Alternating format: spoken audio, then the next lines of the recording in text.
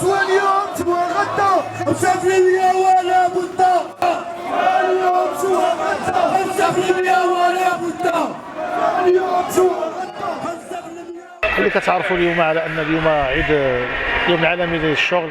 الحمد لله في النقابه ديال الاتحاد المغربي للشغل كنحيوا هذا اليوم هذا، وكنحاولوا انه يكون واحد تخليد هذه الذكرى هذه يكونوا فيها واحد مجموعه ديال تجسيد المطالب العماليه اللي صراحه خصوصا ان موجه الغلاء المعيشي اللي كتعيشها بلادنا هي صراحه هي النقطه التي الاساسيه في هذا الموضوع هذا وفي هذا فتح ماي. كذلك كاين هناك الزياده في الاجور اللي ما كتسايرش الوتيره ديال هذا الغلاء وديال المطالب ديال الانتظارات ديال الطبقه العامله المسحوقه. بحال اللي كتعرفوا على ان الحمد لله كاينه هناك مؤشرات كبيره في بناء الدوله الاجتماعيه تحت اشراف الحكمه الجيده صاحب الجلاله نسال الله ايده، ولكن المطالب ديال الشغيله هي اولا تطبيق القانون،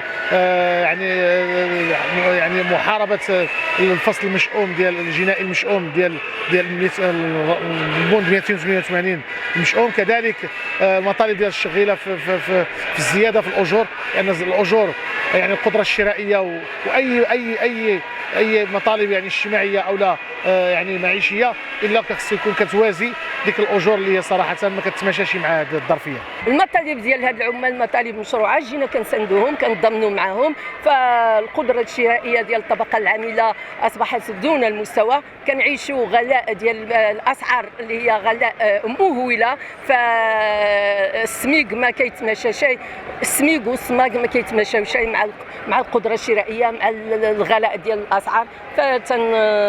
فنتمنوا ان يعني تكون واحد النظره لهؤلاء، فإعادة النظر ديال الأسعار ديال يعني لي سالير ديال الأجور ديال هؤلاء.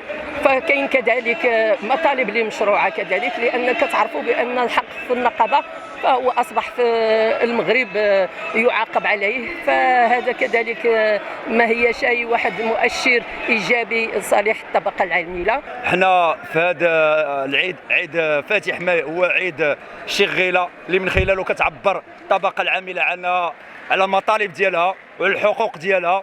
ومن هذا المنبر فإن نقابه امانديس فهي نقابه مواطنه، وحتى هي كتعاني، لا موظفين ديالها المستخدمين حتى هما ولاد الشعب حتى هما كيعانيوا من غلاء الاسعار، رافعين الشعار ديالنا لا لغلاء الاسعار. وتحيه نضاليه للجميع.